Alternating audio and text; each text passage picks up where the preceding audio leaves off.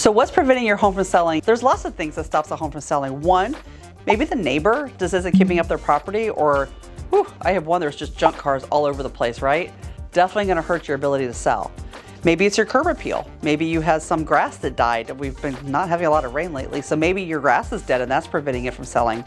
I've had that as well. Maybe your pool's green. So that little maintenance stuff can keep your home from selling. Possibly there's some serious like foundation issues. So when you walk the house, you can feel it, right?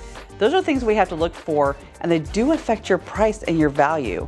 Sometimes the simple things like clutter, easy to solve, right? Just unclutter, rent a storage unit, get rid of it, get it out of your house, right? The whole trick of making your house feel bigger than it is no clutter. It's super important. Also, maybe it's a 1-car garage instead of a 2-car garage.